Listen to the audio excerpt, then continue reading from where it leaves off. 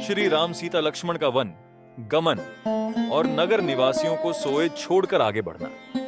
One का सब साज सामान सजकर वन के लिए आवश्यक वस्तुओं को साथ लेकर श्री रामचंद्र जी स्त्री श्री सीता जी और भाई लक्ष्मण जी सहित ब्राह्मण और गुरु के चरणों की वंदना करके सबको अचेत करके चले। राजमहल से निकलकर श्री रामचंद्र जी वशिष्ठ जी के दरवाजे पर जा खड़े हुए और देखा कि सब लोग विरह की अग्नि में जल रहे हैं। उन्होंने प्रिय वचन कहकर सबको समझाया। फिर श्री रामचंद्र जी ने ब्राह्मणों की मंडली को बुलाया। गुरु जी से कहकर उन सबको वर्षासन, वर्ष भर का भोजन दिए और आदर, दान तथा विनय से उन्हें वश में कर लिया। फिर याचकों को दान और मान देकर संतुष्ट किया तथा मित्रों को पवित्र प्रेम से प्रसन्न किया। फिर दास दासियों को बुलाकर उन्हें गुरु जी को सौंपकर हाथ जोड़कर बोले, हे गुसाई, इन सब की माता पिता के समान सार संभाल, देख रेख करते रहिएगा। श्री रामचंद्र जी बार बार दोनों हाथ जोड़कर सबसे कोमल वाणी कहते हैं कि मेरा सब प्रकार से हितकारी मित्र वही होगा जिसकी चेष्टा से महाराज सुखी रहें। हे परम चतुर पुरवासी सज्जनों, आप लोग सब वही उपाय कीजिएगा जिससे मेरी सब माताएं मेरे विरह के दुख से दुखी न हों। इस प्रकार श्री राम जी ने सबको समझाया और हर्षित होकर गुरु जी के चरण कमलों में सिर नवाया। फिर गणेश जी, पार्वती जी और कैलाशपति महादेव जी को मनाकर तथा आशीर्वाद पाकर श्री रघुनाथ जी चले। श्री राम जी के चलते ही बड़ा भारी विषाद हो गया। नगर का आर्तनाद हा हा कर सुना नहीं जाता। लंका में बुरे शकुन होने लगे। अयोध्या में अत्यंत शोक छा गया और देवलोक में सब हर्ष और विषाद दोनों के वश में गए। हर्ष इस बात का था कि अब राक्षसों का नाश होगा और विषाद अयोध्या वासियों के शोक के कारण था। मूर्छा दूर हुई। तब राजा जागे और सुमंत्र को बुलाकर ऐसा कहने लगे, श्री राम वन को चले गए पर मेरे प्राण नहीं जा रहे हैं। न जाने ये किस सुख के लिए शरीर में टिक रहे हैं। इससे अधिक बलवती और कौन सी व्यथा होगी जिस दुख को पाकर प्राण शरीर को छोड़ेंगे। फिर धीरज धरकर राजा ने कहा, हे सखा, तुम रथ लेकर श्री राम के साथ जाओ। अत्यंत सुकुमार दोनों कुमारों को और सुकुमारी जानकी को रथ में चढ़ाकर वन दिखलाकर 4 दिन के बाद लौट आना। यदि धैर्यवान दोनों भाई न लौटें, क्योंकि श्री रघुनाथ जी प्रण के सच्चे और दृढ़ता से नियम का पालन करने वाले हैं, तो तुम हाथ जोड़कर विनती करना कि हे प्रभु, जनक कुमारी सीता जी को तो लौटा दीजिए। जब सीता वन को देखकर डरें, तब मौका पाकर मेरी यह सीख उनसे कहना कि तुम्हारे सास और ससुर ने ऐसा संदेश कहा है कि हे पुत्री, तुम लौट चलो, वन में बहुत क्लेश है। कभी पिता के घर, कभी ससुराल, जहां तुम्हारी इच्छा हो वहीं रहना। इस प्रकार तुम बहुत से उपाय करना। यदि सीता जी लौट आईं तो मेरे प्राणों को सहारा हो जाएगा, नहीं तो अंत में मेरा मरण ही होगा। विधाता के विपरीत होने पर कुछ वश नहीं चलता। हाँ, राम, लक्ष्मण और सीता को लाकर दिखाओ। ऐसा कहकर राजा मूर्छित होकर पृथ्वी पर गिर पड़े। सुमंत्र जी राजा की आज्ञा पाकर, सिर नवाकर और बहुत जल्दी रथ जुड़वाकर वहां गए जहां नगर के बाहर सीता जी सहित दोनों भाई थे। तब वहां पहुंचकर सुमंत्र ने राजा के वचन श्री रामचंद्र जी को सुनाए और विनती करके उनको रथ पर चढ़ाया। सीता जी सहित दोनों भाई रथ पर चढ़कर हृदय में अयोध्या को सिर नवाकर चले। श्री रामचंद्र जी को जाते हुए और अयोध्या को अनाथ होते हुए देखकर सब लोग व्याकुल होकर उनके साथ हो लिए। कृपा के समुद्र श्री राम जी उन्हें बहुत तरह से समझाते हैं तो वे अयोध्या की ओर लौट जाते हैं, परंतु प्रेमवश फिर लौट आते हैं। अयोध्यापुरी बड़ी डरावनी लग रही है, मानो अंधकारमयी कालरात्रि ही हो। नगर के नर नारी भयानक जंतुओं के समान एक दूसरे को देखकर डर रहे हैं। घर, श्मशान, कुटुंबी, भूत प्रेत और पुत्र, हितैषी और मित्र मानो यमराज के दूत हैं। बगीचों में वृक्ष और बेलें कुम्हला रही हैं। नदी और तालाब ऐसे भयानक लगते हैं कि उनकी ओर देखा भी नहीं जाता। करोड़ों घोड़े, हाथी, खेलने के लिए पाले हुए हिरण, नगर के गाय, बैल, बकरी आदि पशु, पपीहे, मोर, कोयल, चकवे, तोते, मैना, सारस, हंस और चकोर। श्री राम जी के वियोग में सभी व्याकुल हुए जहां तहां ऐसे चुपचाप स्थिर होकर खड़े हैं, मानो तस्वीरों में लिखकर बनाए हुए हैं। नगर मानो फलों से परिपूर्ण बड़ा भारी सा घनवन था। नगर निवासी सब स्त्री पुरुष, बहुत से पशु पक्षी थे। अर्थात अवधपुरी अर्थ धर्म, काम, मोक्ष चारों फलों को देने वाली नगरी थी और सब स्त्री पुरुष सुख से उन फलों को प्राप्त करते थे। विधाता ने कैकेयी को भीलनी बनाया, जिसने 10 दिशाओं में दुस्सह दवाग्नि, भयानक आग लगा दी। श्री रामचंद्र जी के विरह की इस अग्नि को लोग सह न सके। सब लोग व्याकुल होकर भाग चले। सबने मन में विचार कर लिया कि श्री राम जी, लक्ष्मण जी और सीता जी के बिना सुख नहीं है।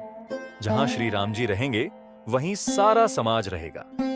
श्री रामचंद्र जी के बिना अयोध्या में हम लोगों का कुछ काम नहीं है। ऐसा विचार दृढ़ करके देवताओं को भी दुर्लभ सुखों से पूर्ण घरों को छोड़कर सब श्री रामचंद्र जी के साथ चले पड़े। जिनको श्री राम जी के चरण कमल प्यारे हैं, उन्हें क्या कभी विषय भोग वश में कर सकते हैं। बच्चों और बूढ़ों को घरों में छोड़कर सब लोग साथ हो लिए। पहले दिन श्री रघुनाथ जी ने तमसा नदी के तीर पर निवास किया। प्रजा को प्रेमवश देखकर श्री रघुनाथ जी के दयालु हृदय में बड़ा दुहक हुआ। प्रभु श्री रघुनाथ जी करुणामय हैं। पराई पीड़ा को वे तुरंत पा जाते हैं, अर्थात दूसरे का दुख देखकर वे तुरंत स्वयं दुखित हो जाते हैं। प्रेम युक्त कोमल और सुंदर वचन कहकर श्री राम जी ने बहुत प्रकार से लोगों को समझाया और बहुतेरे धर्म संबंधी उपदेश दिए, परंतु प्रेमवश लोग लौटते नहीं। शील और स्नेह छोड़ा नहीं जाता। श्री रघुनाथ जी असमंजस के अधीन हो गए, दुविधा में पड़ गए। शोक और परिश्रम, थकावट के मारे लोग सो गए और कुछ देवताओं की माया से भी उनकी बुद्धि मोहित हो गई। जब दोपहर बीत गई, तब श्री रामचंद्र जी ने प्रेम पूर्वक मंत्री सुमंत्र से कहा, हे तात, रथ के खोज मारकर, अर्थात पहियों के चिन्हों से दिशा का पता न चले, इस प्रकार रथ को हाँकिए और किसी उपाय से बात नहीं बनेगी। शंकर जी के चरणों में सिर नवाकर श्री राम जी, लक्ष्मण जी और सीता जी रथ पर सवार हुए। मंत्री ने तुरंत ही रथ को इधर उधर खोद छिपाकर चला दिया। सबेरा होते ही सब लोग जागे तो बड़ा शोर मचा कि रघुनाथ जी चले गए। कहीं रथ का खोज नहीं पाते। सब हा राम पुकारते हुए चारों ओर दौड़ रहे हैं, मानो समुद्र में जहाज डूब गया हो, जिससे व्यापारियों का समुदाय बहुत ही व्याकुल हो उठा हो। वे एक दूसरे को उपदेश देते हैं कि श्री रामचंद्र जी ने हम लोगों को क्लेश होगा यह जानकर छोड़ दिया है। वे लोग अपनी निंदा करते हैं और मछलियों की सराहना करते हैं। कहते हैं, श्री रामचंद्र जी के बिना हमारे जीने को धिक्कार है। विधाता ने यदि प्यारे का वियोग ही रचा, तो फिर उसने मांगने पर मृत्यु क्यों नहीं दी। इस प्रकार बहुत से प्रलाप करते हुए वे संताप से भरे हुए अयोध्या जी में आए। उन लोगों के विषम वियोग की दशा का वर्णन नहीं किया जा सकता। 14 साल की अवधि की आशा से ही वे प्राणों को रख रहे हैं। सब स्त्री पुरुष श्री रामचंद्र जी के दर्शन के लिए नियम और व्रत करने लगे और ऐसे दुखी हो गए जैसे चकवा, चकवी और कमल सूर्य के बिना दीन हो जाते हैं। सीता जी और मंत्री सहित दोनों भाई श्रृंगवेरपुर जा पहुंचे। वहां गंगा जी को देखकर श्री राम जी रथ से उतर पड़े और बड़े हर्ष के साथ उन्होंने दंडवत की। लक्ष्मण जी, सुमंत्र और सीता जी ने भी प्रणाम किया। सबके साथ श्री रामचंद्र जी ने सुख पाया। गंगा जी समस्त आनंद मंगलों की मूल हैं। वे सब सुखों को करने वाली और सब पीड़ाओं को हरने वाली हैं। अनेक कथा प्रसंग कहते हुए श्री राम जी गंगा जी की तरंगों को देख रहे हैं। उन्होंने मंत्री को, छोटे भाई लक्ष्मण जी को और प्रिया सीता जी को देवंदी गंगा जी की बड़ी महिमा सुनाई। इसके बाद सबने स्नान किया, जिससे मार्ग का सारा श्रम, थकावट दूर हो गया और पवित्र जल पीते ही मन प्रसन्न हो गया। जिनके स्मरण मात्र से बार बार जन्मने और मरने का महान श्रम मिट जाता है, उनको श्रम होना यह केवल लौकिक व्यवहार, नरलीला है। श्री राम का श्रृंगवेरपुर पहुंचना, निषाद के द्वारा सेवा, शुद्ध प्रकृतिजन्य त्रिगुणों से रहित मायातीत दिव्य मंगल विग्रह, सच्चिदानंद कंद स्वरूप, सूर्यकुल के ध्वजारूप, भगवान श्री रामचंद्र जी मनुष्यों के सदृश ऐसे चरित्र करते हैं जो संसार रूपी समुद्र के पार उतरने के लिए पुल के समान हैं। जब निषाद राज गुह ने यह खबर पाई, तब आनंदित होकर उसने अपने प्रियजनों और भाई बंधुओं को बुला लिया और भेंट देने के लिए फल, मूल, कंद लेकर और उन्हें भारों, बहंगियों में भरकर मिलने के लिए चला। उसके हृदय में हर्ष का पार नहीं था। दंडवत करके भेंट सामने रखकर वह अत्यंत प्रेम से प्रभु को देखने लगा। श्री रघुनाथ जी ने स्वाभाविक स्नेह के वश होकर उसे अपने पास बैठाकर कुशल पूछी। निषाद राज ने उत्तर दिया, हे नाथ, आपके चरण कमल के दर्शन से ही कुशल है। आपके चरणार विंदों के दर्शन कर आज मैं भाग्यवान पुरुषों की गिनती में आ गया। हे देव, यह पृथ्वी, धन और घर सब आपका है। मैं तो परिवार सहित आपका नीच सेवक हूं। अब कृपा करके पुर श्रृंगवेरपुर में पधारिए और इस दास की प्रतिष्ठा बढ़ाइए, जिससे सब लोग मेरे भाग्य की बड़ाई करें। श्री रामचंद्र जी ने कहा, हे सुजान सखा, तुमने जो कुछ कहा सब सत्य है, परंतु पिताजी ने मुझको और ही आज्ञा दी है। उनकी आज्ञानुसार मुझे 14 वर्ष तक मुनियों का व्रत और वेश धारण कर और मुनियों के योग्य आहार करते हुए वन में ही बसना है। गांव के भीतर निवास करना उचित नहीं है। यह सुनकर गुह को बड़ा दुहक हुआ। श्री राम जी, लक्ष्मण जी और सीता जी के रूप को देखकर गांव के स्त्री पुरुष प्रेम के साथ चर्चा करते हैं। कोई कहती है, हे सखी, कहो तो वे माता पिता कैसे हैं जिन्होंने ऐसे सुंदर सुकुमार बालकों को वन में भेज दिया है। कोई एक कहते हैं, राजा ने अच्छा ही किया, इसी बहाने हमें भी ब्रह्मा ने नेत्रों का लाभ दिया। तब निषाद राज ने हृदय में अनुमान किया तो अशोक के पेड़ को उनके ठहरने के लिए मनोहर समझा। उसने श्री रघुनाथ जी को ले जाकर वह स्थान दिखाया। श्री रामचंद्र जी ने देखकर कहा कि यह सब प्रकार से सुंदर है। पुरवासी लोग जोहार वंदना करके अपने अपने घर लौटे और श्री रामचंद्र जी संध्या करने पधारे। गुह ने इसी बीच कुश और कोमल पत्तों की कोमल और सुंदर सातरी सजाकर बिछा दी और पवित्र मीठे और कोमल देख देख कर दोनों में भर भर कर फल मूल और पानी रख दिया, अथवा अपने हाथ से फल मूल दोनों में भर भर कर रख दिया। सीता जी, सुमंत्र जी और भाई लक्ष्मण जी सहित कंद मूल फल खाकर रघुकुल मणि श्री रामचंद्र जी लेट गए। भाई लक्ष्मण जी उनके पैर दबाने लगे। फिर प्रभु श्री रामचंद्र जी को सोते जानकर लक्ष्मण जी उठे और कोमल वाणी से मंत्री सुमंत्र जी को सोने के लिए कहकर वहां से कुछ दूर पर धनुष बाण से सजकर वीरासन से बैठकर जागने, पहरा देने लगे।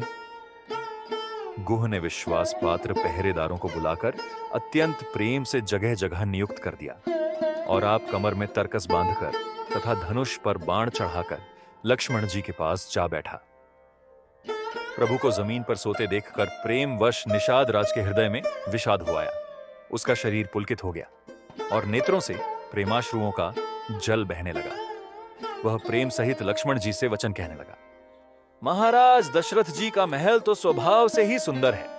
इंद्र भवन भी जिसकी समानता नहीं पा सकता। उसमें सुंदर मणियों के रचे चौबारे, छत के ऊपर बंगले हैं, जिन्हें मानो रति के पति कामदेव ने अपने ही हाथों सजाकर बनाया है, जो पवित्र, बड़े ही विलक्षण, सुंदर भोग पदार्थों से पूर्ण और फूलों की सुगंध से सुवासित हैं, जहां सुंदर पलंग और मणियों के दीपक हैं तथा सब प्रकार का पूरा आराम है, जहां ओढ़ने बिछाने के अनेकों वस्त्र, तकिए और गद्दे हैं, जो दूध के फेन के समान कोमल, निर्मल, उज्ज्वल और सुंदर हैं। वहां उन चौबारों में श्री सीता जी और श्री रामचंद्र जी रात को सोया करते थे और अपनी शोभा से रति और कामदेव के गर्व को हरण करते थे।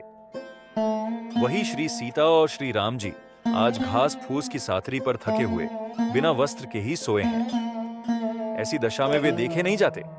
माता पिता, कुटुंबी, पुरवासी, प्रजा, मित्र, अच्छे शील स्वभाव के दास और दासियां क्वाक, सब जिनकी अपने प्राणों की तरह सार संभार करते थे, वही प्रभु श्री रामचंद्र जी आज पृथ्वी पर सो रहे हैं। जिनके पिता जनक जी हैं, जिनका प्रभाव जगत में प्रसिद्ध है, जिनके ससुर इंद्र के मित्र रघुराज दशरथ जी हैं और पति श्री रामचंद्र जी हैं, वही जानकी जी आज जमीन पर सो रही हैं।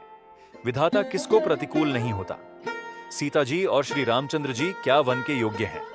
लोग सच कहते हैं कि कर्म भाग्य ही प्रधान है। कैकेय राज की लड़की, नीच बुद्धि कैकेयी ने बड़ी ही कुटिलता की, जिसने रघुनंदन श्री राम जी और जानकी जी को सुख के समय धोख दिया। वह सूर्यकुल रूपी वृक्ष के लिए कुल्हाड़ी हो गई। उस कुबुद्धि ने संपूर्ण विश्व को दुखी कर दिया। श्री राम सीता को जमीन पर सोते हुए देखकर निषाद को बड़ा दुख हुआ।